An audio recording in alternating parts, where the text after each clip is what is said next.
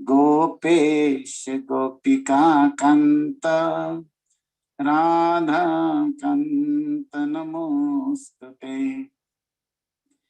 तप्त कांचन गौरांगी श्री राधे वृंदावनेश्वरी वृषभानुसुते देवी प्रणमामि हरिप्रिये। वाञ्छाकल्पतरुभ्यश्च कृपा सिन्धुभ्य एव च पतितानां पावनेभ्यो वैष्णवेभ्यो नमो नमः। जय श्री कृष्ण चैतन्य प्रभु नित्यानंद श्री अद्वैत गदाधर श्रीवासादि गौर भक्त वृंद। हरे कृष्णा कृष्णा कृष्णा हरे हरे, हरे राम राम राम हरे हरे।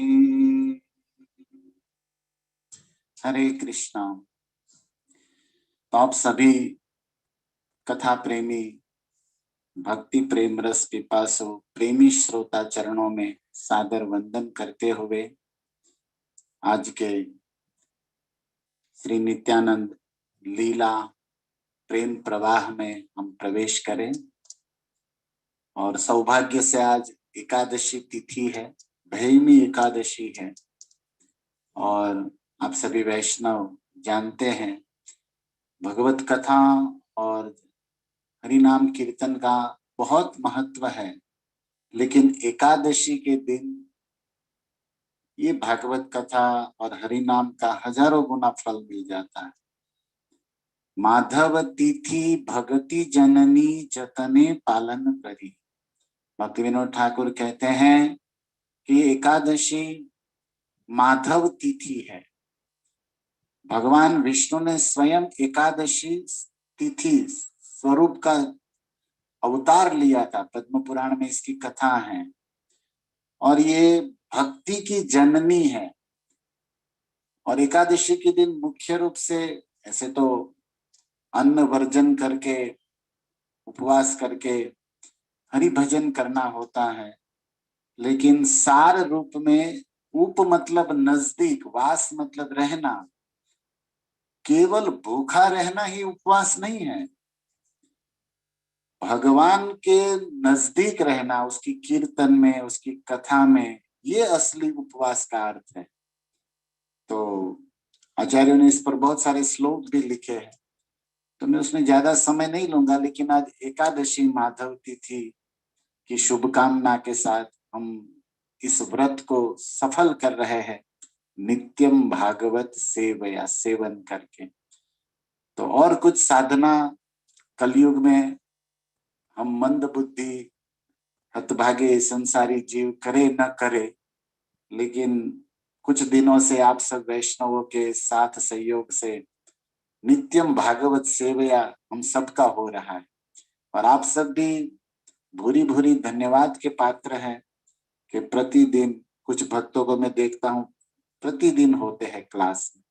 तो प्रभुपाद जी और हमारे गुरु वृंद प्रसन्न होंगे, क्योंकि हमें भले समझ में कुछ ना आता हो, श्रवण कीर्तन में त्रुटि हो, लेकिन एक काम हम कर रहे हैं क्या, कि हमारे पूर्ववर्ती आचार्यों की आज्ञा का पालन तो कर रहे हैं, हो रहा है नित्यम भागवत सेवया। और इसको देख के भागवत ग्रंथ और भागवत भक्त निश्चित हम सब पर कृपा करेंगे कि इस रस को, इस रहस्य को हम हृदय गम्य कर पाएंगे एक ना एक दिन जरूर।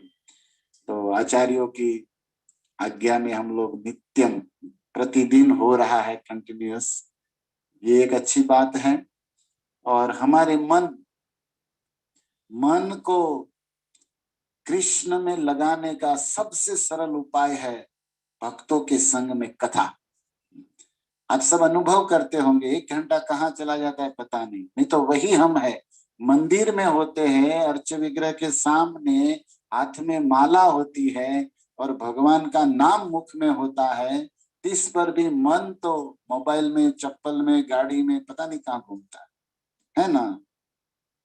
माला बोल, हम मंत्र जप रहे हैं, माला घूम रही है, हम मंदिर में हैं, फिर भी मन कहाँ है?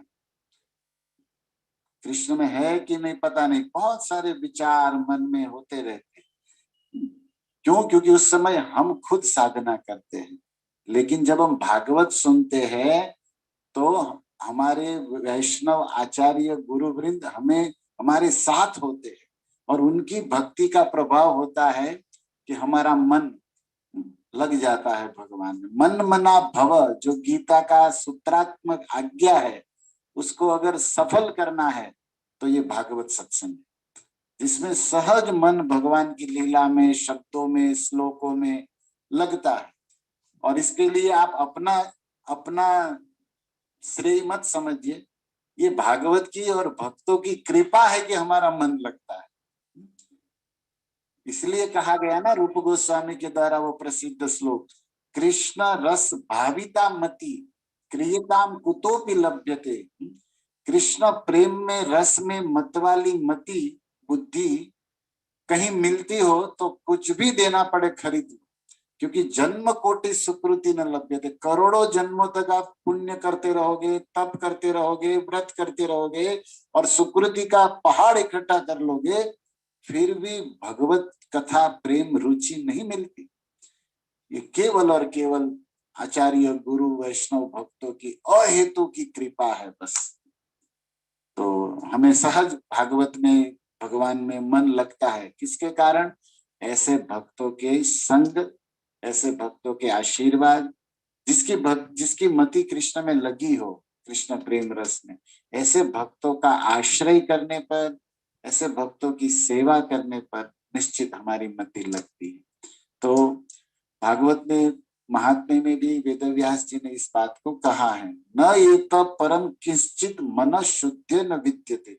मन को शुद्ध करने के लिए कृष्ण कथा, भागवत श्रवण से श्रेष्ठ और कोई उपाय नहीं है। और फिर कहा गया है कि जन्मांतरे भवेत पुण्यम तदा भागवतम लभेत। करोड़ों जन्मों के पुण्य का उदय होता है, तब हमें वास्तविक भागवत कथा का श्रवण मिलता है। तो आज एकादशी के पावन तिथि पर हम लोग भगवान के साक्षात द्वितीय देह स्वरूप श्री दाऊ दादा, श्री बलराम जी, जिसके हाथ में हल है, और वास्तव में उसके हाथ में हल है। हिंदी में कहते हैं ना, सारी समस्याओं का समाधान। हल मतलब सब कंक्लूजन हटा देना, सब कंफ्यूजन हटा देना, कंक्लूजन पर आ जाना। तो हल है। तो दाऊ दादा श्री बलराम जी, जो चैतन्य लीला में श्री नित्यानंद स्वरूप में आकर बहुत सारी भक्तों को सुख आनंद देने वाली और वैष्णवों को साधना में सिद्धि देने वाली सुंदर लीलाओं का पृथ्वी के तल पर अपने पदार्पण से सौभाग्यवर्धन किया है। तो हम उसी रस का आस्वादन करने के लिए जा रहे हैं। चैतन्य चरितामृत आदि लीला 5वें अध्याय में कृष्णदास कविराज गोस्वामी, जो कस्तूरी मंजरी है, राधा राधा श्याम वृंदावन की सखियों के अंतर्गत जो सेवा में होती है, वो मंजरिया है, और वो भी आई है लीला में। तो विशेषकर नित्यानंद प्रभु का कृपा प्राप्त किया है कृष्णदास कविराज गोस्वामी। कृष्णदास कविराज गोस्वामी जिन्होंने चैतन्य चरितामृत लिखा, भक्तों, नित्यानंद प्रभु साक्षात उसके स्वप्न में आकर उसको आदेश दिए। ये चैतन्य चरितामृत में कथा है, और उस कथा को हम सुनेंगे, हमारे पास और 4-5 दिन है तो उसको। लेकिन नित्यानंद प्रभु की कृपा से, अन्य वैष्णवों के अनुग्रह आश्रय से, सारी चैतन्य महाप्रभु की, नित्यानंद प्रभु की लीला कविराज के हृदय में प्रकट होती थी। यही तो भक्त की सबसे बड़ी सफलता है। आप लोगों वृंदावन रम्य स्थान दिव्य चिंता मणि धाम, वो भजन है ना, उसमें नरोत्तम दास ठाकुर यही तो कहते हैं लास्ट में, हास्य परिहास्य संभाषण नरोत्तम दास कय नित्य लीला सुखमय सदाय स्फुरुक मोर मने। नरोत्तम दास कहते हैं कि भगवान की मधुर नित्य लीला है कब मेरे हृदय में स्फुरित होगी, प्रकट होगी। कविराज महानुभाव जिन्होंने चैतन्य चरितामृत में गौर निताय और उनके पार्षद गौड़ीय भक्तों की लीलाएं लिखी है, उनके हृदय में प्रकट होती है, वो देखते हैं उन लीलाओं को। और हम वैष्णव पर उपकार करके उन्होंने चैतन्य चरितामृत ग्रंथ दिया, जो श्रील प्रभुपाद की भाषा में PhD नॉलेज माना जाता है भक्तों। सर्वश्रेष्ठ, वास्तव में अमृत है, चैतन्य अमृत। तो उसमें नित्यानंद प्रभु के विषय में कृष्णदास कविराज जी कहते हैं, सर्व अवतारी कृष्ण स्वयं भगवान, ताहार द्वितीय देहा श्री बलराम। कृष्ण कौन है? बोले सर्व अवतारी, जिन जो सारे अवतार लेते हैं। कृष्ण तो भगवान स्वयं। अवतारावली बीज कोटि ब्रह्मांड तारकम, लघु भागवतम का जो श्लोक है ना, तो हतारी गति दायक वाला, तो सारे अवतार लेने वाले कृष्ण स्वयं भगवान। अच्छा, आप लोग ये श्लोक बहुत बार सुने होंगे भागवत का प्रथम स्कंद के 3य अध्याय का, कि कृष्णस्तु भगवान स्वयं। और इसका अर्थ आपने सुना होगा कि भाई वो मूल अवतारी है, उन जिन्होंने संभवामी युगे युगे राम नरसिंह वरा आदि अवतार लिए, लेकिन मूल है वो। ओके, लेकिन जो स्वयं शब्द है उसका डेफिनेशन, उसका मीनिंग चैतन्य चरितामृत में कविराज जी ने लिखा है। अन्येर भगवत्ता हैते जहार भगवत्ता, स्वयं शब्देर यही मात्र सत्ता। स्वयं शब्द का क्या अर्थ होता है कि जितने भी भगवत अवतार है, कारुणोदकशाही, शिरोदकशाही, गर्भोदकशाही, और वे शिरोदकशाही राम नरसिंह वरा वामन, और फिर चतुर्व्यूह संकर्षण प्रद्युम्न अनिरुद्ध, जितने भी विष्णु इनकारनेशन है, और उसमें जो भी भगवत्ता है, भगवत्ता मतलब क्या आप सभी जानते हो, ज्ञान, ऐश्वर्य, सौंदर्य, ये 6 प्रकार के जो भग है, वो भगवान जिसमें भगवत्ता हो 6 प्रकार की। तो इन सारे विष्णु अवतारों में जितने भी भगवान है और उसमें जो भी भगवत्ता है, वो सारी भगवत्ता का मूल स्रोत इससे आता है। स्वयं किसे कहते हैं? अन्येर भगवत्ता है ते जहार भगवत्ता, कृष्ण की भगवत्ता से ही अन्य राम नरसिंह वरा वामन विष्णु आदि में ये भगवत शक्ति गई है। इसीलिए स्वयं शब्द का ये अर्थ होता है। बहुत सुंदर बंगला भाषा में कविराज जी ने समझाया। तो यहाँ पर क्या कहा जा रहा है? सर्व अवतारी, सारे अवतार लेने वाले। कृष्ण अवतार नहीं है, ध्यान दीजिए, कृष्ण अवतारी है। अवतार और अवतारी में क्या फर्क है? अवतार जो लेता है वो अवतारी है, और अवतार ले लिया वो अवतार है।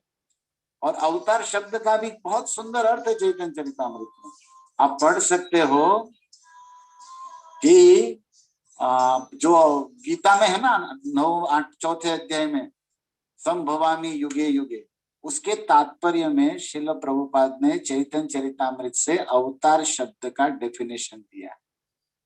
आप पढ़ लेना, अवतार किसे कहते, सपोज कोई पूछे तो विष्णु मूर्ति जो अपने सच्चिदानंद स्वरूप में भगवान होते हैं, वो आकाश से नीचे अवतरण करते हैं, जो उतरते हैं, अर्थात देवता या मनुष्य की तरह कर्म का फल भोगते हुए प्रकृति के अधीन नहीं है, सर्वतंत्र स्वतंत्र है। जैसे अब इसको बहुत समझाने में टाइम जाता है, लेकिन समझना भी जरूरी होता है कुछ बातों। जैसे मान लीजिए देवताओं का या मनुष्यों का या किसी का भी जन्म हुआ है, वो अवतार नहीं कहा जाता। क्यों? क्योंकि पूर्व जन्म के फल स्वरूप जो स्त्री शरीर में या पुरुष शरीर में, काला या गोरा, बूढ़ा, रोग, ये सब आते रहते। हमारी स्वतंत्रता नहीं है जन्म लेने में, लेकिन भगवान अवतार की स्वतंत्रता। नरसिंह खंबे से निकल गए, उनकी इच्छा, उनको माँ बाप की नहीं जरूरत। और जिस रूप में चाहे, आधा शेर आधा मनुष्य, हम लोग जिस रूप में चाहे, नहीं तो काला कौन बनता, ब्यूटी पार्लर के चक्कर कौन लगाता, बता, सुंदर ही बनते। और सब पैसे वाले के घर में ही, टाटा क्या कहे, अंबानी के हैं जन्म लेते, टॉप 10 जो होता है उसके अंतर में। लेकिन हम लोग को तो, हम स्वतंत्र नहीं है, हम प्रकृति के कर्मों के अधीन है, और प्रकृति के अधीन शरीर भी छोड़ा दिया जाएगा एक दिन। लेकिन भगवान अवतार है, इसीलिए जन्म कर्म च मे दिव्यम, ये शब्द समझोगे आप तो। दिव्य मतलब क्या? सत्वगुण रजोगुण तमोगुण से जो परे है, विशुद्ध सत्व में है, उसे दिव्य कहते हैं। प्रभुपाद ने ट्रांसीडेंटल अर्थ कर दिया, लेकिन उसको एक्सप्लेन करने में, समझाने में आपको और गहराई से समझोगे। तो कृष्ण स्वयं भगवान है, और उसी कृष्ण का द्वितीय देह मतलब सेकंड फॉर्म, सेकंड इनकारनेशन, वही कृष्ण ने सबसे पहला स्वरूप अपना एक्सपांड किया, वो है श्री बलराम। कविराज महानुभाव लिखते हैं। और बलराम और कृष्ण में क्या अंतर है? प्रभुपाद तो कहते थे नहीं, कुछ भी अंतर नहीं। Krishna is a black god, Balram is a white god, both are god, दोनों भगवान है, लेकिन भाव में अंतर है। एक सेव्य भगवान है, एक सेवक भगवान। कृष्ण भोक्ता है, सेव्य है, और बलराम उसकी सेवा के लिए है, जो विलास मूर्ति कहा जाता है। प्राभव प्रकाश, विलास प्रकाश। कुछ सिद्धांत हम आपको बता रहे हैं शुरुआत में 10-15 मिनट, उसके बाद लीला कहेंगे। लेकिन ये सिद्धांत जानना जरूरी है, तत्व जानना, क्योंकि तत्व की भूमि पर ही तो लीला की बिल्डिंग खड़ी करेंगे ना हम रस, लीला रस का अपार्टमेंट खड़ा करना चाहते, लेकिन बेसमेंट तो चाहिए ना। तो वो बेसमेंट कविराज जी ने चैतन्य चरितामृत में दिया है, तत्व बताया है, और लीला चैतन्य भागवत में वृंदावन दास ठाकुर ने बताया है। तो हम नित्यानंद प्रभु के विषय में मूल समझ रहे हैं कि वो कौन है। तो कविराज जी कहते हैं कि जो कृष्ण ने सेकंड फॉर्म बलराम लिया, तार द्वितीय दे, सेकंड शरीर, वो क्या है? श्री बलराम। और क्या अंतर है दोनों में? कोई अंतर नहीं। एक ही स्वरूप दोहे, भिन्न मात्र काय, वो एक ही है, केवल दो शरीर लिए बस। आद्य काय व्यूह कृष्ण लीला रसहाय। क्यों? क्यों सेकंड रूप क्यों लिया? अरे सेकंड, उसके बाद बहुत रूप लेंगे, चतुर्व्यूह बनेंगे, संकर्षण बनेंगे, और कृष्ण प्रकट होंगे तो बलराम रूप में आए हैं, राम अवतार में, लक्ष्मण रूप में, चैतन्य लीला में, नित्यानंद रूप में। लीला रस सहाय। इवन सृष्टि लीला करनी है तो अनंत शेष, शेषनाग के रूप में शैया बनते हैं, ब्रह्मांड को सर पर धारण करते हैं। सृष्टि लीला में भी, और नित्य लीला में भी, और भौम लीला में भी दाऊ दादा साथ में। क्योंकि नायम आत्मा बलहीने न लभ्य, उपनिषद को भी हम कोटेशन में दे तो आत्मा कुछ भी नहीं कर सकता विदाउट बल, शक्ति के बिना कुछ नहीं। तो बल के बिना तो कोई काम होगा नहीं, और बल के स्रोत है बलराम, कृष्ण का स्वरूप। और सही कृष्ण नवदीपे श्री श्री चैतन्य, वही कृष्ण नवदीप में चैतन्य बन के आए, सही बलराम संगे श्री नित्यानंद। अब मूल स्टेशन पर आ रहे कि वही बलराम चैतन्य लीला में कलयुग में नित्यानंद रूप में आए, जिसको नरोत्तम दास ठाकुर ने भजन में गाया कि बलराम हईल निताई। ये बलराम ही नित्यानंद प्रभु है। तो आज इतनी बातों से हम चैतन्य चरितामृत से समझ रहे हैं कि नित्यानंद प्रभु कौन है? साक्षात बलराम है। और बलराम, बलराम मतलब क्या? तो उसके उस अध्याय में आप लोग को टाइम मिले तो चैतन्य चरितामृत का 5वां अध्याय, जिसके 3 श्लोक हमने अभी आपके सामने कहे, उसमें फिर आगे कविराज जी ने बहुत सुंदर समझाया कि वही बलराम सृष्टि को एक्सपांड करने में अपना एक और रूप स्वरूप प्रकट करते हैं, संकर्षण जिसे कहते हैं। और उस संकर्षण से 3 स्वरूप निकलते हैं, प्रद्युम्न, अनिरुद्ध, वासुदेव। और उसमें जो फर्स्ट संकर्षण थे उससे सेकंड संकर्षण होते हैं, और उस संकर्षण से फिर चतुर्व्यूह। और उसी तरह सृष्टि में चतुर्व्यूह और क्रम सृष्टि लीला आगे बढ़ती है। तो बलराम बहुत आगे है, मूल है। कृष्ण के बाद द्वितीय तुरंत बलराम, और वही बलराम का अवतार नहीं है नित्यानंद, ध्यान दीजिए। नित्यानंद अवतार नहीं है, वही बलराम स्वयं नित्यानंद। सही बलराम, सही नित्यानंद। तो इस बात को कविराज जी वर्णन करने जा रहे हैं, और भी रोज हम थोड़ा थोड़ा तत्व सुनेंगे। आइए, वही नित्यानंद कैसे प्रकट हुए, कहाँ प्रकट हुए? तो वृंदावन दास ठाकुर चैतन्य भागवत में कहते हैं, ईश्वर आज्ञाय आगे श्री अनंत धाम, राठ देश अवतीर्ण हैल नित्यानंद राय। बंगाल में, हमारे भारत के बंगाल, पश्चिम बंगाल क्षेत्र में एक प्रांत है जिसका नाम है राठ देश। और वही श्री बलराम जो सृष्टि लीला में संकर्षण, प्रद्युम्न और महाविष्णु सब रूप लेते हैं, और अनंत शेष के रूप में भी वही है कृष्ण की लीला में, सृष्टि लीला में।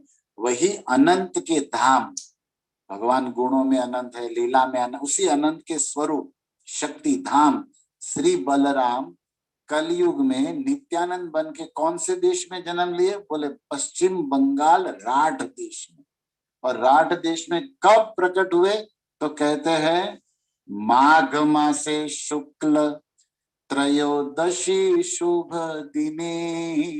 ये माघ महीना चल रहा है, माह महीना है ना, माघ, और उसमें शुक्ल पक्ष चल रहा है। अभी पूर्णिमा आएगी 2 दिन बाद। हमारे वृंदावन में कुंभ का स्नान भी है 27 को, राइट। तो 12 साल में एक बार वृंदावन में कुंभ लगता है, 3-3 साल में चारों जगह लगता है, जो आप जानते होंगे। लेकिन ये स्पेशल 12-13 वर्षों में एक बार आता है वृंदावन में कुंभ। और अमृत, उस ज्योतिष के अनुसार अमृत प्रकट होता है यमुना में। ऐसे यमुना में तो नित्य अमृत ही अमृत है, कृष्ण प्रेम अमृत उसमें बहता ही रहता है। यमुना तो कृष्ण प्रेम रस ही है। राधा कृष्ण और गोपियों का लीला जिस तट पर हुआ वो यमुना दिव्य है, वो लोग वृंदावन की है, अमृत उसके सामने कुछ भी नहीं है। लेकिन बाह्य रूप से भी हम विचार करें तो वृंदावन में जब गरुड़ जी ने वो अमृत का कलश उस कदम के वृक्ष के ऊपर रखा था, जब इंद्र से छीन के लाए थे और अपनी माता को देना था, और वे अमृत के कुछ बिंदु वहां गिर गए थे। उसी काल नक्षत्र के अनुसार 12-13 वर्ष में एक बार कभी कभी अमृत प्रकट होता है वृंदावन में भी।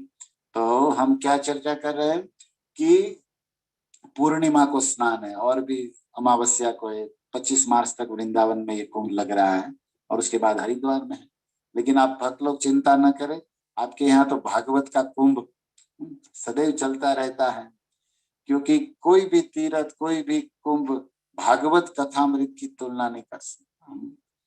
जिस घर में, जिस स्थान में भागवत कथा होती है, तो भगवान वेदव्यास ने लिखा है सर्वाणि तीर्थानि वसंति यत्र यथा अच्युत द्वार कथा प्रसंगा। सारे तीर्थ वहां आ जाते हैं जहां भागवत कृष्ण की कथा होती। और आप सभी जानते हैं परीक्षित ने तो उस अमृत को रिजेक्ट भी कर दिया था। सुखदेव जी ने कहा क्व कथा क्व सुधा क्व क्वाच क्व मणि महान, कहा कांच का टुकड़ा और कहा कोहिनूर मणि, और कहा तुम्हारा ये तुच्छ अमृत, और कहा कृष्ण का कथा अमृत। गेट आउट, निकल जाओ बाहर यहाँ से। सारे देवताओं को अमृत के साथ रवाना कर दिया था, राइट। और वास्तविक सत्य है, क्योंकि वो अमृत पी के भी देवता मरते हैं। क्षीणे पुण्य मृत्यु लोके वसंति, गीता में कहा है। लेकिन एक बार भागवत का कथा अमृत पी लिया तो वो जन्म कर्म से छुटकर भगवत धाम को जाता है। परीक्षित साक्षी, इसके प्रमाण क्या है? राजा परीक्षित। तो भक्तों, भागवत और हरिनाम तो सबसे बड़ा, इसलिए तो भगवान शिव इसी हरि कथामृत और इसी नामामृत में मस्त रहते महादेव। इसलिए तो आप देखो ना, वो समुद्र मंथन हुआ तो पहले तो विष निकला, और विष निकला तो सारे देवता उसकी बाष्प से मरने लग गए, इतना कालकुट विष था वो। और सब देवता शिव जी के पास गए, पार्वती के बाजू में शिव जी कैलाश में बैठे थे। देवताओं ने रिक्वेस्ट किया कि प्रभु हम मर रहे हैं, अमृत निकालने गए, विष निकल गया, कृपा करके आप पी जाओ। अब देखो, पत्नी के सामने उसके पति को कोई कहे कि आप विष पी जाओ, क्या करेगी पत्नी? बताओ, मारेगी कि नहीं?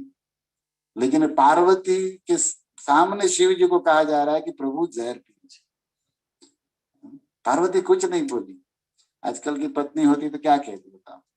और कलयुग की पत्नी तो यहाँ तक कहती तू पी, मेरा काम तू करेगा जो मुझे पिलाना, ये भी कह सकती है। तो लेकिन भगवान शिव की महिमा को पार्वती जानती थी, कुछ नहीं बोली। उसने कहा ओके, आज्ञा दे दी। शिव जी गए और पूरे समुद्र विश्वव्यापी को पी गए जहर को, कुछ भी नहीं बिगड़ा। इसलिए हमें कहता हूं कभी कभी कथा में कि जो जहर पिए वो महादेव है।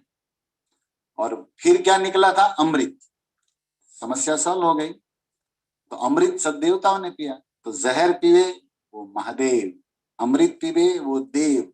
और जहर और अमृत दोनों पिए, रोज पिए, वो पति देव। उसको कभी खुशी कभी गम दोनों होता है। तो आप समझ रहे हो, अमृत पिए वो देव, जहर पिए वो महादेव, और दोनों पिए वो पति देव बेचारा। उसको सब चलता है, क्या करेगा, कलयुग के पतियों की भी समस्या है।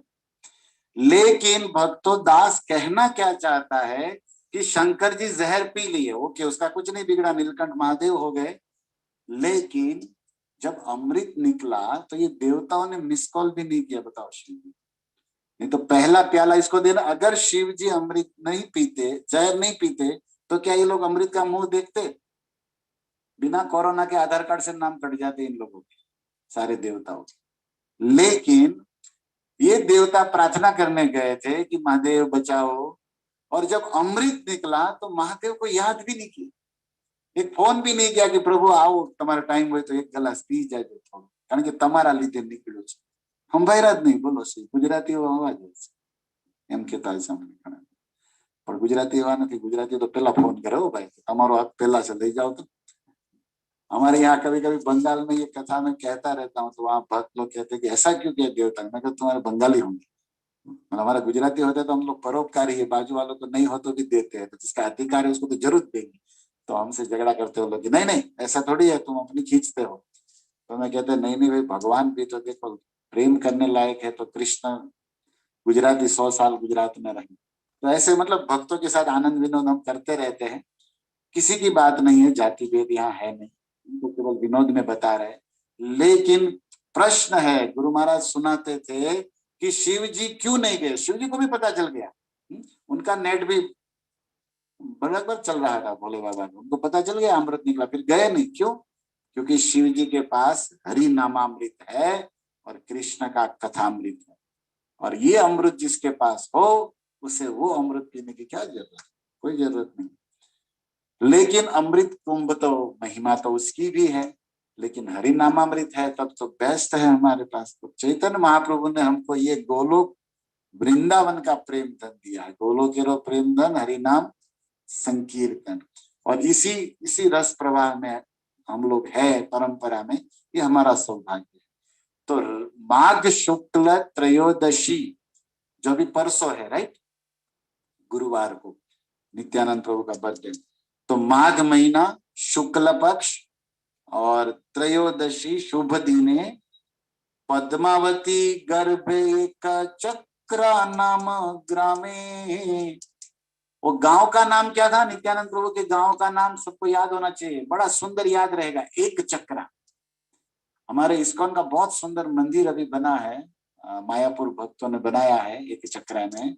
हम लोग प्रति वर्ष जाते हैं मायापुर परिक्रमा में, और एक चक्रा भी भक्तों को ले जाते हैं। कई 500,000 भक्त होते, बस करके जाते पूरा दिन। और एक चक्रा क्यों पड़ा जानते हैं वहां पर? ये भीष्म देव को मारने के लिए कृष्ण ने एक हाथ में चक्र ले लिया था ना, वहां पर वो फोटो भी इस्कॉन वाले ने भी वही बनाया, कृष्ण एक हाथ में चक्र है। तो सब भूमि गोपाल की है, और एक चक्रा गांव, तो उसके पहले वो एक चक्रा गांव का भी हिस्ट्री है बहुत। आप सबको पता होगा महाभारत में वो भीमसेन, पांचों पांडव जब वनवास में थे कुंती के साथ, तो एक गांव में रुके थे जहां पर रोज एक मनुष्य को, राक्षस का नाम क्या था, बकासुर, बकासुर एक बड़ा राक्षस था, सबको खा जाता था। तो गांव वालों ने मीटिंग किया, वो मनुष्य बख्शी था, बोले एक घर से एक व्यक्ति तुमको रोज नाश्ता, मतलब किसी और सबको मत खाना। तो वो खुश हो गया कि ठीक है, हमको गाड़ी भर के सब शाकभाजी फल फ्रूट, और एक आदमी आना चाहिए, उसको खाऊंगा। महाभारत में आपने सुना होगा इस तरह, वो बकासुर उसका नाम। और वो कुंती एक बार गांव में आए वो पांडव, तो जिस ब्राह्मण के यहाँ रुके थे उस ब्राह्मणी रो रही। क्यों? क्योंकि उसके बेटे का बारी था, नंबर था, उसको जाना था। तो कुंती ने पूछा, देखो आप किसी के घर जाओ ना तो उसकी समस्या को सुधारो, किसी के घर जाके खुद समस्या मत बनो। ये पांडव सिखा रहे, कोई ने नड़વું नहीं, समझे? कोरोना में આપણે જીવા છે तो भजन करवा, नड़वा नहीं। कितने लोग मर गए, राइट? तो देखो ये पांडव परोपकारी, बोले क्यों रो रहे हैं? तो बताया उसने कहा तुम नहीं, मेरे 5 बेटे हैं, मेरा भीम जाएगा। अब कोई माँ भेजेगी बताओ अपने बेटे को? लेकिन ये जानती थी कि भीम का कुछ भी बिगड़ने वाला, भीम तो भीम थे, वायु के अवतार, मध्वाचार्य बताया था ना परसों। और भीम गए, बकासुर को मारा। और बकासुर का कुछ कुंडल ऐसा पहाड़ बन के आज भी वहां पड़ा है, हम लोग को बहुत लोग दिखाते हैं, एक दांत भी कुछ लोग बताते हैं। तो नित्यानंद प्रभु मतलब वो स्थान, आपकी जानकारी के लिए, कि वो जो गांव था पांडव जहां पर रुके थे, वही नित्यानंद प्रभु का बर्थ प्लेस। ये राढ़ देश एक चक्रा गांव वही है। और एक चक्रा गांव की स्थिति क्या है, कुरुक्षेत्र में कृष्ण ने चक्का उठाया था, तो यहाँ एक चक्रा कैसे आ गया, ये भी प्रश्न होता है ना हम लोग को। तो कुछ लोगों का कहना है कि वो चक्र फिर फेंक दिया था कृष्ण ने, वो यहाँ गिरा। वो एक चक्कर जो उठा लिया था ना महाभारत में भीष्म को मारने के लिए, इसलिए एक चक्र नाम पड़ा। और वहां पर इतनी सारी लीलाएं है नित्यानंद प्रभु की, बाल लीलाएं, और उसके, और वहां पर भगवान की नित्यानंद प्रभु जिसको दर्शन दिए थे, उन सबकी बहुत सारी बातें हैं वहां पर छोटी छोटी। लेकिन वहां पर यमुना भी है, जहां पर नित्यानंद प्रभु ने वहां से लकड़ी उठा के बंसी बना लिया था। ये सारी मतलब छोटी छोटी बहुत सारी लीलाएं हैं।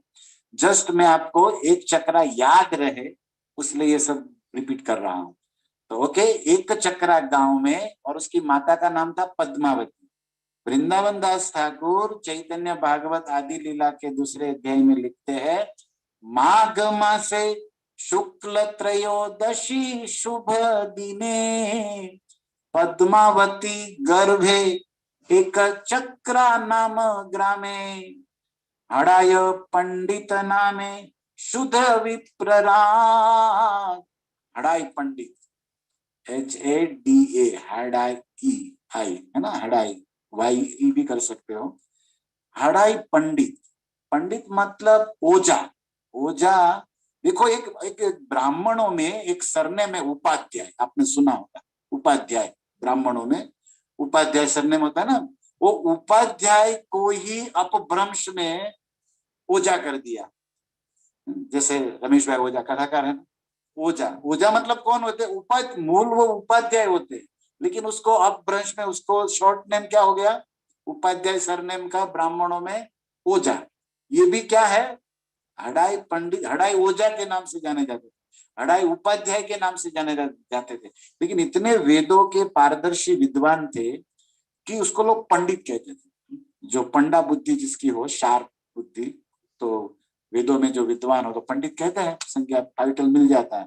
तो हड़ाई पंडित नामे शुद्ध विप्रराज, एक शुद्ध विप्र थे जिसका नाम हड़ाई पंडित था। और मूले सर्व पिता ताने करे पिता न्याय, जो बलराम जो नित्यानंद सबके पिता है, भगवान के अवतार, भगवान द्वितीय देह है, लेकिन व्याज से प्रकट हुए हैं, तो वो परम पिता भी हड़ाई पंडित को पिता बना रहे। तो इतनी सारी बात के पीछे एक लाइन में बोल दी जाए तो माघ शुक्ल त्रयोदशी के दिन जन्म हुआ, राढ़ देश पश्चिम बंगाल एक चक्रा गांव में जन्म हुआ। पद्मावती माता का नाम था, हड़ाई पंडित पिता का नाम था, एक चक्रा गांव का नाम था। और जन्म क्यों लिए नित्यानंद प्रभु, अनंत आज्ञा है, परम भगवान चैतन्य की, कृष्ण की आज्ञा थी कि आप लीला में हमारे साथ आओ, स्व पार्षद स्वीय धाम अवतरी। भक्तिनाथ ठाकुर ने कहा है ना, श्री कृष्ण चैतन्य प्रभु जीवे दया करी स्व पार्षद स्वीय धाम सहयवतारी। क्यों अवतार लिया गौर निताय, गौड़ देशे पुष्पवंतो चित्रो छंदो तमोनुदो। जो कविराज जी ने प्रथम श्लोक चैतन्य चरितामृत में गौर नित्यानंद को प्रणाम किया, तो गौड़ देश पुष्पवंतो, सूरज और चांद एक साथ प्रकट हुए हैं गौड़ देश में, गौर निताय दोनों भाई, और कृष्ण और बलराम तत्व से मूल। क्यों अवतार लिए, तो भक्ति विनोद ठाकुर कहते हैं शरणागति, प्रेम भक्ति देने के लिए। ब्रह्मार दुर्लभ प्रेम करी बारे दान शिखाय शरणागति भक्तेर प्राण। भक्ति का प्राण है शरणागति, गीता का सार है शरणागति, मामेकम शरणम ब्रज। लेकिन उस शरणागति के बाद भी क्या है? प्रेम। जो ब्रह्मा को भी दुर्लभ है, प्रेम भक्ति का दान देने के लिए गौर और नित्यानंद पृथ्वी पर आए हैं। और हडाई पंडित और पद्मावती के घर क्यों आए? चलो, नित्यानंद प्रभु ने अवतार लिया, बलराम ने कृष्ण की आज्ञा से प्रेम भक्ति दान करने के लिए, शरणागति सिखाने के लिए, ओके।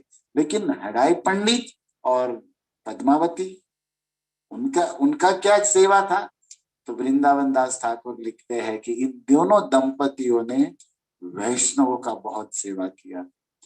भगवान की सेवा से बढ़कर भी किसी की सेवा है पूरे विश्व में, तो वह है वैष्णव सेवा। उस प्रसिद्ध श्लोक है ना, प्रभुपाद जी कोटेशन में बोलते रहते थे, तदिया नाम समर्चन। शंकर जी पार्वती को कहते हैं वो श्लोक कि सर्व आराधनाम अपि सर्वेशा विष्णु आराधना पर। सबकी पूजा है, सबकी आराधना है अपने अपने स्थान पर वेदों में, लेकिन उन सभी आराधनाओं में सबसे श्रेष्ठ विष्णु की आराधना है। क्योंकि आप जिसकी भी आराधना करते हो, गणपति की, सरस्वती की, पार्वती की, शंकर की, सूर्य की, वे सब तो विष्णु की आराधना करते हैं। भोक्ताराम यज्ञ तपसाम सर्वलोक महेश्वर। और वे विष्णु किसकी आराधना करते हैं? तदिया नाम, अपने भक्तों की। इसीलिए भक्तों की सेवा, भक्तों की पूजा भगवान से भी बढ़ी। और इस बात को उद्धव जी को 11वें स्कंद में कृष्ण ने स्वयं कहा, मत भक्तव्य अधिकम पूजा सर्वभूतेषु मन्मति। हे अर्जुन, सब में मुझे देखो और मेरे भक्तों को मुझसे भी श्रेष्ठ देखो। ये बात राम जी ने शबरी को भी कहा नवदा भक्ति में, रामायण में, मोते अधिक संत करी लेखा, सातव मोही माया जाग देखा, मोते अधिक संत करी लेखा। रामायण की चौपाई। सातवीं भक्ति शबरीबाई यह है कि मुझसे भी बढ़कर मेरे भक्तों की सेवा करो। यस्य प्रसादात भगवत प्रसादो, आप लोग गाते। तो यहाँ पर भगवान वही बात कह रहे संस्कृत में कि मत भक्तोतिकम पूजा। ये हडाई पंडित और पद्मावती ने अपने जीवन में वैष्णवों की बहुत सेवा की थी, और उसी वैष्णव सेवा के फल स्वरूप वैष्णव धाम श्री बलराम उनके घर में प्रकट हुए नित्यानंद प्रभु के रूप में। इसका अर्थ ये हुआ कि जो भी दंपति वैष्णव सेवा करते हैं, उनके यहाँ भगवान की शक्ति या भगवान के भक्त अवतार लेते हैं, जन्म लेते हैं। ये वैष्णव सेवा का सर्वोच्च सार फल है। तो बहुत जगह ये बात बताई गई है कई प्रसंगों में। तो ये दोनों दंपति ने ब्राह्मण कुल में विष्णु आराधना करते थे, लेकिन वैष्णवों को बहुत सेवा करके प्रसन्न किया था। उसके स्वरूप भगवान दाऊ दादा वैष्णव धाम। देखो भागवत जी में जहां पर कृष्ण जन्म की कथा है 10वें स्कंद के प्रथम अध्याय में, और सारे देवता पृथ्वी देवी को लेकर क्षीर समुद्र में जाते हैं भगवान को अवतार लेने की प्रार्थना करते के लिए, तब भगवान वहां पर देवताओं को, ब्रह्मा जी को समाधि में बताते हैं कि मेरा 7वां धाम वैष्णव बलराम भी रोहिणी के गर्भ में जन्म लेगा, और मैं सुरसेन देवकी के, मतलब सुरसेन के वंश में देवकी वसुदेव यादव कुल में जन्म लूंगा, इसलिए हमारी सेवा के लिए आप सभी देवता यदु कुल में जन्म ले लो। तो ये सारे देवता यादव कोई सामान्य नहीं थे, सब देवता ही अंश थे सब। तो ये सब बताया गया है। तो वहां पर सप्तमो वैष्णवो धाम मामकम, ये श्लोक आया है, पढ़ना। तो बलराम जी को वैष्णवों का धाम कहा, मतलब वैष्णवों का आधार। और ये मूल संकर्षण है। बलराम जी ने ही पहला अवतार लिया महासंकर्षण, जिससे चतुर्युग निकला, जिनसे सारी सृष्टि हुई, कारणों तक गर्भोदक आदि। तो भगवान के धाम है, आधार है वैष्णव के, तेज है, स्वरूप है, ज्योति है, आलोक है। धाम शब्द के 7 अर्थ होते हैं अमर कोश के अनुसार। तो वे बलराम जी नित्यानंद प्रभु के रूप में प्रकट हुए। दूसरी एक जानकारी, मतलब जानकारी क्या, भगवान की लीला है। 13 वर्ष 12 वर्ष तक जो किशोर वय में प्रकट हुए, 1 से 5 कहा जाता है ना कौमार लीला, और 5 से 10 पौगंड लीला, और 10 से 15 किशोर। और 16वें वर्ष में युवान। ये हमारे जीवन को अवधि को बताया गया है। तो किशोर वय में मतलब 11-12 वर्ष तक उसी राढ़ देश में, उसी एक चक्रा गांव में नित्यानंद प्रभु सब बाल लीलाएं की। और चैतन्य महाप्रभु से कब मिले नित्यानंद प्रभु? नवदीप में नंदनाचार्य के घर में, हमारे मायापुर इस्कॉन के बाजू में ही है ना नंदनाचार्य भवन, चैतन्य गौर नित्यानंद मिलन जहां हुआ था। तो वहां जब नित्यानंद प्रभु पहुंचे 32 साल के, चैतन्य महाप्रभु 20 साल के। तो जानना यह है कि चैतन्य महाप्रभु से 13 वर्ष, 12-13 वर्ष नित्यानंद प्रभु पहले प्रकट बड़े थे। 12-13 वर्ष नित्यानंद प्रभु बड़े हैं चैतन्य महाप्रभु जी से। और जब चैतन्य और नित्यानंद का मिलन होगा तो ये 32 साल के थे, ये 20 साल के नवदीप में। वो हम आगे सुनेंगे, लेकिन अभी जस्ट जानकारी के लिए आपको बताया जा रहा है। तो अब वहां पर प्रकट होकर, अब देखो नित्यानंद तो बलराम है, बलराम आप सभी जानते हैं, गोरे है, गोरे दाऊ जी। ये पूर्णिमा का चांद भी फीका पड़ जाए। रोहिणी की गोद में जब दाऊ दादा होते थे तो गोरा सा चांद सा मुखड़ा और इतने सुंदर दाऊ है। जब कृष्ण और बलराम को साथ में, माता यशोदा कृष्ण को लेकर बैठती थी गोद में और बलराम जी को माँ रोहिणी, तो सारी गोपियां इन काले गोरे को दोनों को देखते हुए तो भारी कौन पड़ता था? दाऊ दादा सौंदर्य में आगे बढ़ जाते, लेकिन उसी दाऊ दादा को भी लोलुप कर देते थे कृष्ण जब अपना सौंदर्य माधुर्य प्रकट करते थे। तो दोनों में होड़ लगती थी, कंपटीशन होता था दोनों में इस तरह। और जब कृष्ण दाऊ दोनों बड़े हुए, कृष्ण बलराम, अब मैं वृंदावन लीला में चला जाऊंगा, लेकिन ओके क्या बात है, कुछ तो श्रवण करना भी चाहिए। जब माता यशोदा ने कन्हैया से कहा कि व्यादेही पश्चिमे मुखम, तुम मुख खोलो, तुमने माटी खाई। तो कृष्ण ने कहा मतलब मैंने माटी नहीं खाई, राइट? तो माँ यशोदा कहती है वदंती तावका, ये तेरे फ्रेंड बता रहे हैं कि तूने माटी खाई। सब सखाओं ने कंप्लेन किया था कि लाला कन्हैया ने माटी खाई मैया, राइट? तो उस समय यशोदा जी कहती है, भागवत का संस्कृत का श्लोक है 8वें अध्याय में 10वें स्कंद के, कि सत्य गिरा, तुम सत्य बोलो लाला, तूने माटी खाई? कन्हैया ने कहा नहीं खाई। तो फिर ये वदंती तावका, ताव का मतलब तुम्हारे, वदंती मतलब बोल दिए तुम्हारे सखा बोल रहे हैं, और कुमारो भी अग्रज, और ये तुम्हारा बड़ा भाई दाऊ भी बोल रहा है कि तुमने माटी खाई। क्यों झूठ बोल रहे हो? तो कृष्ण कहते कि ये सब झूठे हैं, मैंने माटी, मैं एक ही सच्चा हूं, हरिश्चंद्र का अवतार, बाकी सब झूठे हैं। बलराम भी झूठा है, यशोदा कहती है बलराम भी झूठा है। अरे बलराम तो एक नंबर के झूठे, मूल तो वही है। अब कैसे? अब बलराम भी देख रहा है। तब कृष्ण कहते हैं मैया तू कहती है कि मेरा भाई है, भाई नहीं है, पता नहीं किस जन्म का क्या बदला ले रहा है मुझसे। जब हम वन में खेलते हैं आंगन में तो यही सबको चिढ़ाता है, और मुझे भी कहता है कि नंद गोरे यशोदा गोरी, ये काला कलूटा कहां से आ गया, मथुरा की बाजार में खरीद के लाया नंद बाबा, इसका बेटा है ही नहीं। अब ये सब बोलता है मैया क्या मैं तेरा बेटा नहीं हूं? इतना बोलते यशोदा का वात्सल्य प्रकट हो जाता था। अरे यशोदा को कोई कहे कि कन्हैया उसका बेटा नहीं है, उसकी तो जान गई, कुछ भी सह सकती है, लेकिन ये नहीं हो सकता। और दाऊ दाऊ झूठ बोलता है। अब मैया को ये भी पता है कि झूठ ये काला बोलता है, दाऊ कभी झूठ नहीं बोलती। मतलब गोरे है तो उसका चरित्र गोरा ही, तो चरित्र भी गोरा है, और इनका तो काला है। गोपिया कहती थी ना उद्धव जी को कि तुम्हारा जो फ्रेंड है ना मथुरा गया है, वो बाहर से ही नहीं अंदर से भी काला है। आज हमको पता चला, बोल के गया था परसों आऊंगा, परसों हो गया, आ ही नहीं रहा। तो बाहर से भी काला ही है, बाहर अंदर से भी काला है। गोपिया ऐसे कहती थी कृष्ण को। तो अभी यहाँ क्या हुआ, कृष्ण ने यशोदा से कहा कि दाऊ झूठे, कन्हैया तू एक ही सच्चा है। बोले हाँ मैया तू इस गोरेपन पे मत जाओ, जो गोरे होते हैं सुंदर होते हैं वो अच्छे होते हैं जरूरी नहीं है। देखो कृष्ण कमेंट करते, और जो कुरूप होते हैं या काले होते हैं वो बुरे हैं ऐसा भी नहीं है, अंदर का दिल देखना चाहिए।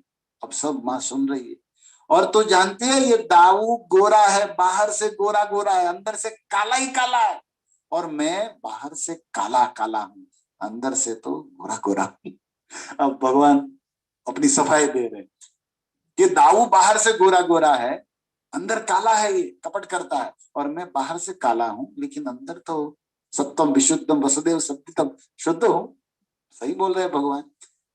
और ये भी सही बोल रहे हैं, दाऊ बाहर से गोरे गोरे लेकिन अंदर से काले काले, क्यों? क्योंकि दाऊ के रोम रोम में कृष्ण ही कृष्ण है, तो अंदर तो काला ही है, काला ही भरा है ना, कृष्ण है। और कृष्ण कह रहे हैं कि मैं काला हूं लेकिन अंदर गोरा गोरा, उसके अंदर गोरी है, तब तक कंचन गौरांगी राधा रानी भरी है। तो एक दोनों रूप से कृष्ण सही बोल रहे हैं, लेकिन सुंदरता में दाऊ दादा कोई कम नहीं है।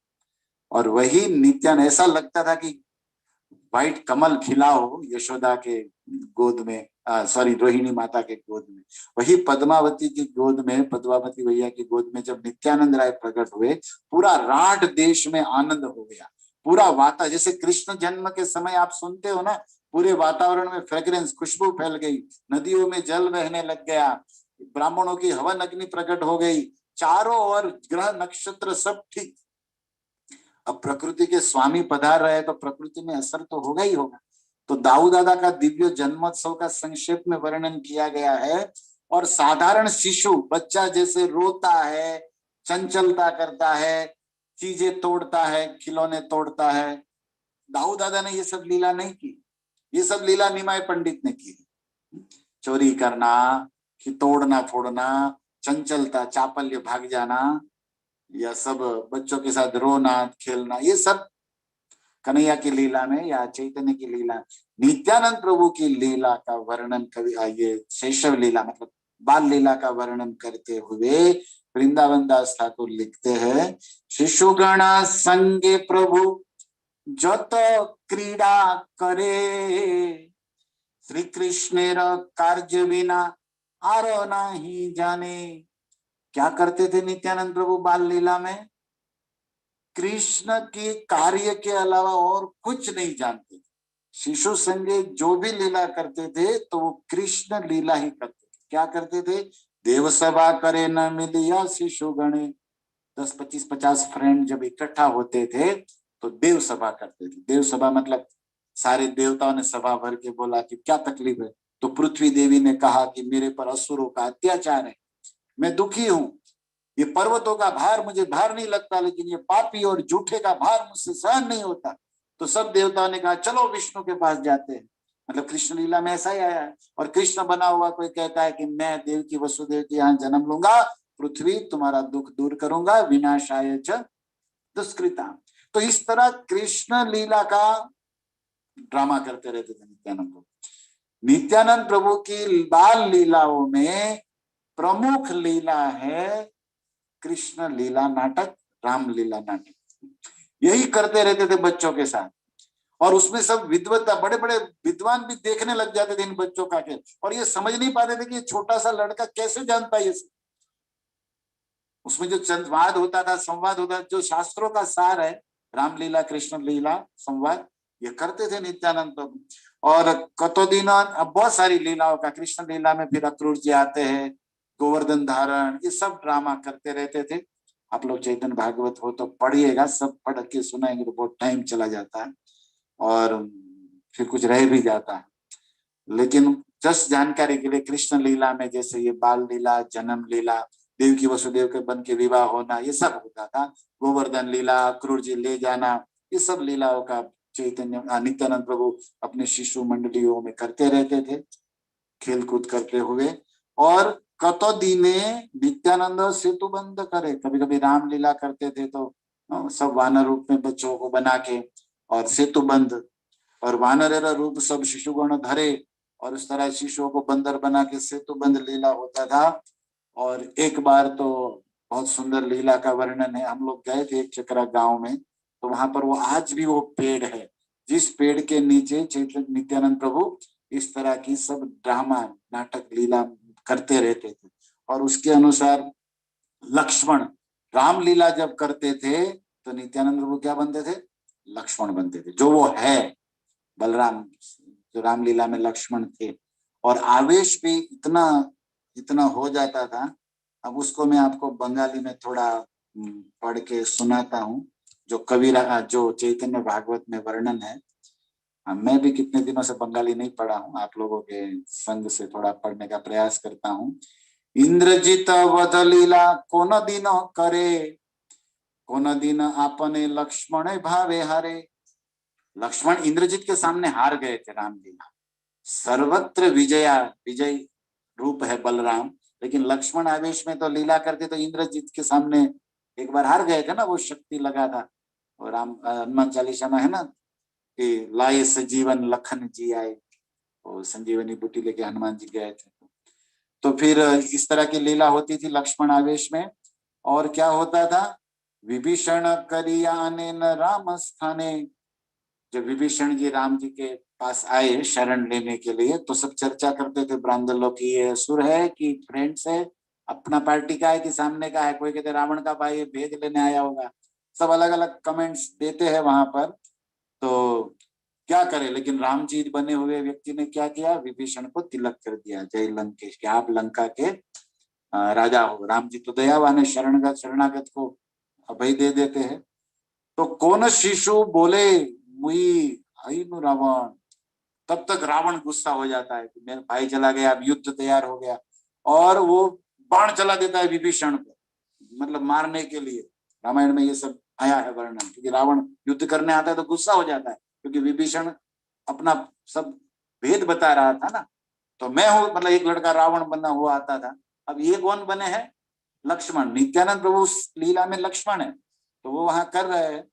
तो क्या हुआ देखो, चैतन्य भागवत में मैं पढ़ रहा हूँ, चैतन्य भागवत आदि लीला अध्याय 9 श्लोक संख्या 50, 55, 56। इसका क्या लिखते हैं वृंदावन दास ठाकुर, मैं एज इट इज उसी शब्दों को पढ़ता हूँ। शक्तिशले शनि हानि देई संवर लक्ष्मण। अब लक्ष्मण जी को आवेश आ गया, इसलिए विभीषण को हटा के वो आ गए बीच में। तो शक्ति किसको लगा, लक्ष्मण जी को लग गया। और शक्ति मतलब क्या, वहां तीर नहीं चलाया जा रहा था, ये बच्चे लोग ड्रामा कर रहे हैं। तो पुष्प, कमल पुष्प होता था, उसको मारते थे, मैं हूं रावण सावधान, और ऐसे कमल पुष्प को मारा। तो कमल का पुष्प लगते ही लक्ष्मण जी आ करके ड्रामा करते हुए, जैसे ड्रामा होता है, गिर जाते। तो लक्ष्मण जी बने हुए गिर गए।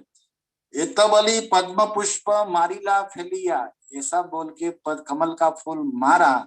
लक्ष्मण भावे प्रभु पड़ी रहा चलीला, लक्ष्मण भाव में नित्यानंद गिर गए। अब सब उठा रहे, जगा रहे इसको। हम लोग राधा रमन महाराज भी इसको बढ़िया से सुनाते हैं इस लीला को।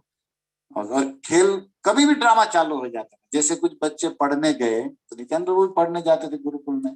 पहले गुरुकुल की शिक्षा ही होती थी, और यही वेदों का सार सिखाया जाए, जिससे बच्चा सुंदर आनंद में जीवन और सदगति को पाता था। तो विद्या सा विमुक्त है, वही विद्या विद्या है, वही एजुकेशन एजुकेशन जो हमें कर्म बंधन से, जन्म बंधन से मुक्त करे। तो आजकल तो सब बिगड़ रहा है, हम देख रहे हैं। तो गुरुकुल से फिर जब छुट्टी मिल, लंच होता था, तो सब बच्चे लंच में नित्यानंद प्रभु सबको इकट्ठा करके ये लीला। और एक दिन क्या हुआ, जो इसमें भी लिखा गया है संक्षेप में, कि नित्यानंद प्रभु अब गिर गए। अब रामायण की लीला क्या है, आप सभी जानते हो कि जो हनुमान बनता है वो औषधि लेने जाता है, और फिर हनुमान जी एक दूसरा काम क्या करते हैं, वो सुचैन जो वेद था लंका में, उसको उठा के लाना था। और उन्होंने जड़ी बूटी बताया, जाना है गंधमादन पर्वत, तो हनुमान बना है वो जाएगा, सब ड्रीमा में होता, और वो पिलाएगा, तब लक्ष्मण जी मूर्छित होके मूर्छा से उठ जाएंगे, राइट। अब हुआ क्या, नित्यानंद प्रभु को ये लीला में शक्ति लगा, वो गिर गए एकदम बेभान मूर्छित। लक्ष्मण आवेश हो गया पूरा कि मैं लक्ष्मण हूं, और मैं गया। अब हुआ क्या, जो बच्चा, अब ये इंटर, जैसे स्कूल में होता है ना, जो छुट्टी का दिन, मतलब बीच में 2 पीरियड के बीच में छुट्टी मिलता है ना, आधा घंटे का, उसी में ये लीला चल रहा था। तब तक वो घंटी बज गया, स्कूल का पीरियड चालू, तो जो जो हनुमान बना था वो बच्चा चला गया। हनुमान ने मुख पढ़ता नहीं, वो भणवा। और स्कूल खत्म होते ही चला गया अपने घर। और यहाँ पर नित्यानंद प्रभु ऐसे ही पड़े हैं, क्योंकि वो उसी मूड में थे। अब सब लोग तब तक हड़ाई पंडित पद्मावती बोले बच्चा कहाँ है, मेरा निताय आया नहीं, मेरा निताय है। आके देखा तो कुछ लोगों ने बताया कि निताय तो उसी पेड़ के नीचे लीला में पड़ा है। और सब देखा कि प्राय प्राण चले गए हो ऐसे ही, क्योंकि ओरिजिनल पूरा भाव लक्ष्मण आवेश का ही हो गया था। मूर्छित हैया दोहे पड़ीला भूमि थे, मूर्छित होकर भूमि में पड़े हुए थे। और पद्मावती माँ तो रोने लगी, हड़ाई पंडित को भी चिंता होने लगी कि क्या करे क्या ना करे। सबको बताया गया, बोले तो ड्रामा, लेकिन ड्रामा तो हो गया, लेकिन तो पड़ा, अब इसको करे क्या। तो वृंदावन दास ठाकुर लिखते हैं कि ये भारतवर्ष है और एक इतिहास हो गया था यहाँ पर। पूर्वे दशरथ भावे एक नरवर, राम वनवासी सुने पड़े न कलेवर। रामलीला करते हुए एक गांव में एक व्यक्ति दशरथ बना, और राम जी वन में गए तो उसमें दशरथ जी मर जाते। जो लीला में दशरथ बना था वो सच में मर गया। वो यही समझता था कि मैं दशरथ, राम राम राम ऐसे ऐसे। इसको कहते हैं नित्य लीला प्रविष्ट। आपने नाम सुना होगा राजा कुलशेखर आलवार का, वो भी राम भक्त थे, और वो राम कथा सुनते थे तो कथा में प्रवेश कर जाते थे। हम श्रोताओं को ये बहुत आदर सीखना चाहिए। ये लीला सुनते क्या करते, लीला सुनते उसी लीला में प्रवेश करना है ना, और इस संसार माया से छूटना है, संसार दावानल से। ये सरल विधि है। वो कुलशेखर आलवार कथा कहते कहते कह दिए रामायण के वक्ता, और कुलशेखर सुन रहे थे, भक्त राजा थे, कथा सुन रहे थे। और क्या किया उसने, वो वक्ता बोला कि सीता को उठा के रावण चला गया।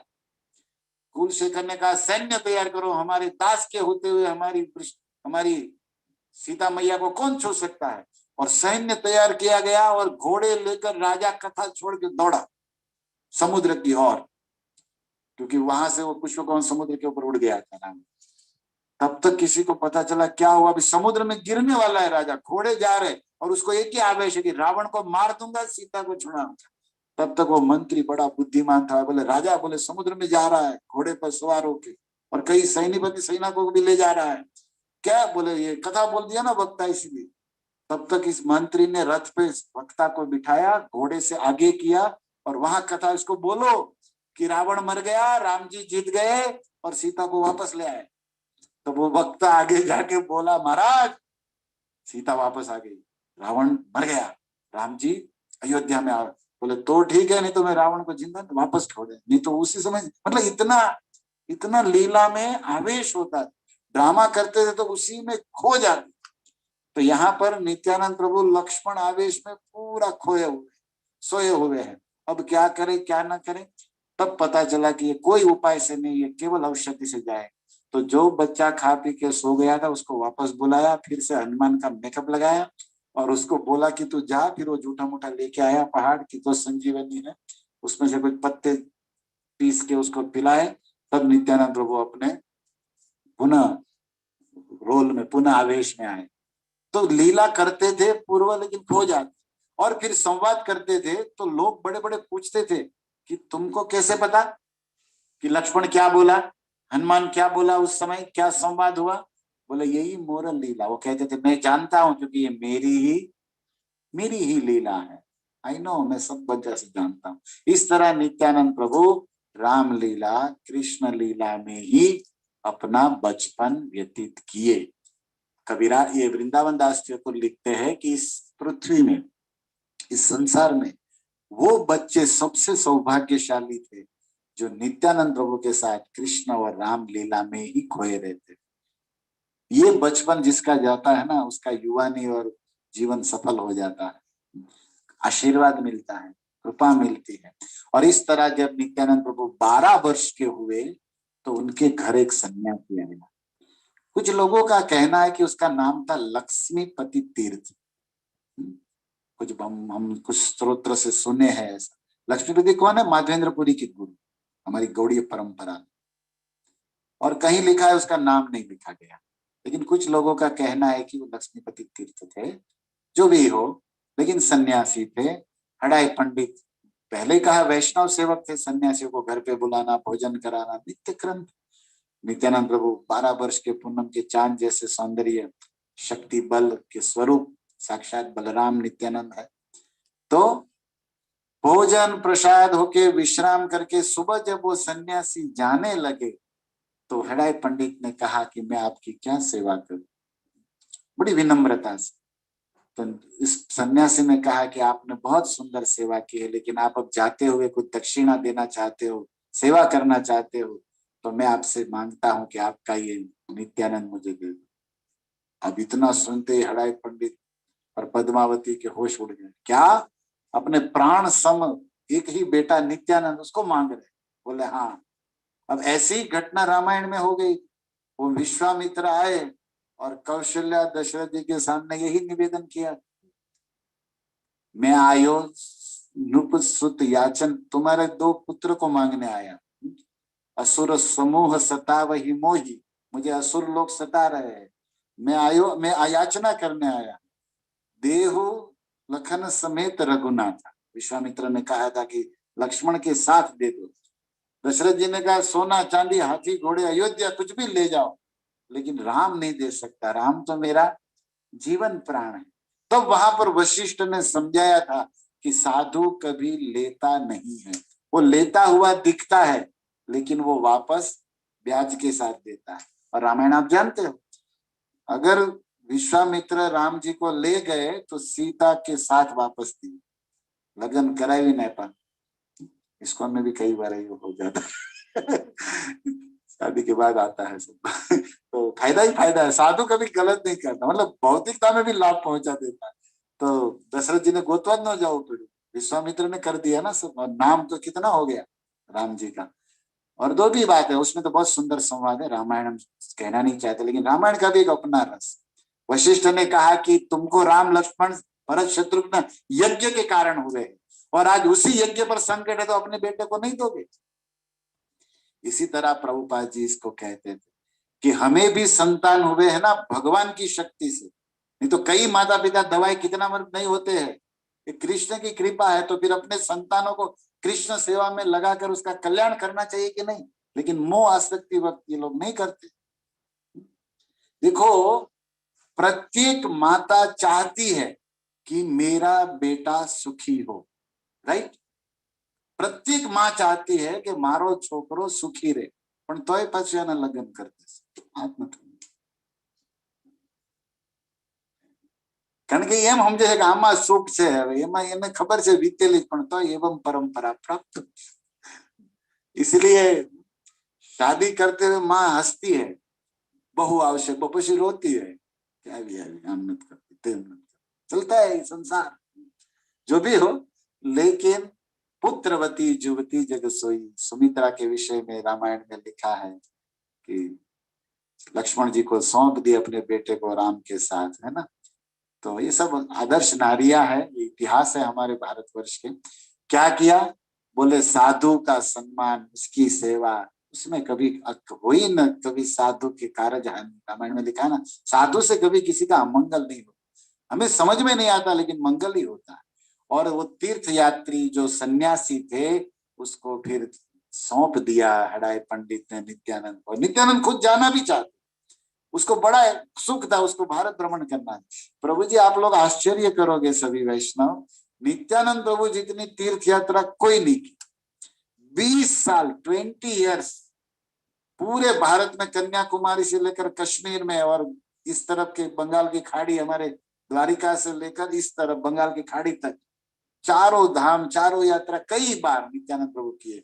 और इस यात्रा का वर्णन वृंदावन दास ठाकुर ने बहुत सुंदर किया है।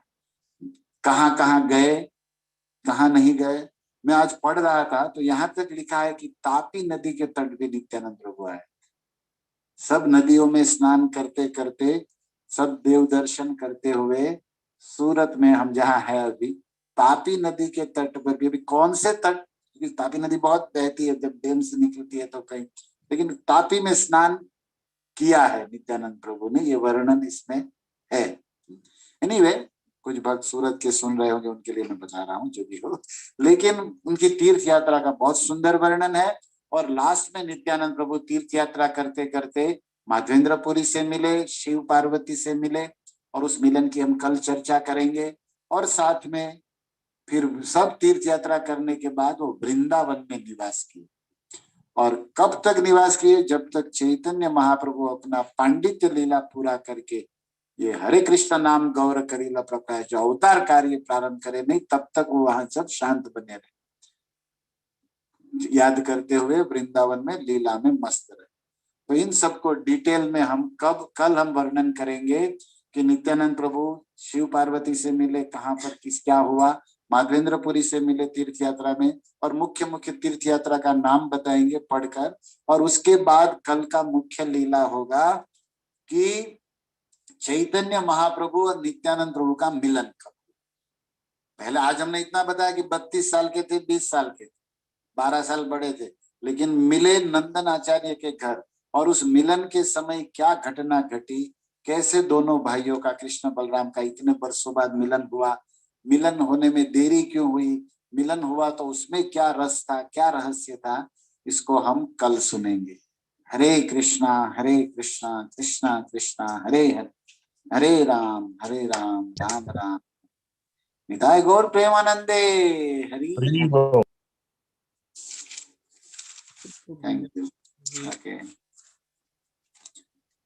तो आज आप सभी वैष्णव क्षमा करेंगे, हमें आज एकादशी है और एक और जगह कीर्तन क्लास करने जाना है, तो उत्तरी तो नहीं ले पाएंगे, फिर भी एक दो बात कुछ कहना है तो पूछ सकते हैं। किसी को शॉर्ट में कोई अनुमोदन करना है? कल हम थोड़ा समय देंगे आपको, लेकिन आज एक क्लास है ना मेरा, इसमें फिर भी एक 5 मिनट है, कुछ पूछ सकते हैं। हरे कृष्णा प्रभु जी। हरे कृष्णा। दंडवत प्रणाम प्रभु जी। तापी नदी में किस जगह नित्यानंद प्रभु का वो स्नान का? वो तो मैं कहा ना, वो नहीं लिखा, तापी नदी केवल लिखा। वही तो मैं बताया कि रेवा मतलब देखो, नर्मदा नदी है ना हमारी भरूच के पास, उसको रेवा कहते हैं। ये रेवा तीर कई बार आता है, रेवा मतलब वो नर्मदा का नाम है। रेवा नर्मदा की एक शाखा है जो रेवा नाम से प्रसिद्ध हुई, लेकिन मूल नाम शास्त्रों में नर्मदा का है रेवा। तो रेवा में और तापी में नित्यानंद प्रभु स्नान की यात्रा। 5 पांडवों भी वहां गए थे तापी पे। हाँ, वो तो आए थे। वो है ना वहाँ एग्जैक्ट प्लेस का एग्जैक्ट स्थान का वर्णन नहीं लिखा, क्योंकि मैं सूरत की हूँ, तापी में बहुत स्नान किया है हमने तो। हाँ, हमने भी बहुत। धन्यवाद। बागेश्वर की। हरे कृष्णा प्रभु जी, दंडवत प्रणाम। हरे प्रभु जी, कृष्ण। छोटा सा प्रश्न मैं ये पूछना चाह रही थी प्रभु, कि महाप्रभु के जो बड़े भाई थे वो भी बलराम जी के ही अवतार थे? यस, बलराम के ही अंश थे वो। विश्वरूप जिसका नाम था, वही बलराम। विश्वरूप के विषय में ऐसा वर्णन है कि वो बलराम के अंश थे, और ये जो नित्यानंद है वो साक्षात बलराम। अच्छा, तो प्रभु जी अच्छा, तो उनके बारे में मतलब वो जब घर छोड़ के चले गए थे उसके बाद का कहीं चर्चा नहीं है कि वहाँ उन्होंने क्या उसकी किया? चर्चा है ना, उसकी चर्चा है कि पंढरपुर में उन्होंने संन्यास लिया विश्वरूप ने घर छोड़ने के बाद, और वो तिथि उसी तिथि को चैतन्य प्रभुपाद ने संन्यास लिया था विश्वरूप के दिन, राइट। विश्वरूप ने जिस दिन संन्यास लिया उसी तिथि को श्रील प्रभुपाद ने संन्यास लिया था। और चैतन्य चरितामृत में इतना वर्णन है कि विश्वरूप कुमार अवस्था तक तो नवदीप में रहे, अद्वैत आचार्य के यहाँ पढ़ाई, लेकिन संन्यास बन के जब नवदीप छोड़ दिए सचियांगन को, तो फिर वहां से वो तीर्थ यात्रा करते करते, संन्यास लेने के बाद तो परिव्राजक होते ना, उसको रुकना नहीं होता वो और घूमते घूमते वो पंढरपुर आए और वहां उसका संन्यास हुआ, ऐसा और फिर वहां से उसके बाद उसकी हिस्ट्री नहीं है, मतलब फिर कहाँ गए क्या हुआ कोई नहीं जानता, इतना वर्णन है। धन्यवाद प्रभु जी, बहुत ही सुंदर आज कथा लगी प्रभु, बहुत ही सुंदर। हरे कृष्णा प्रभु जी। हरे, तो कल हम सुनेंगे चैतन्य नित्यानंद मिलन। ओके, यस, कोई कुछ बोल रहा था, सॉरी।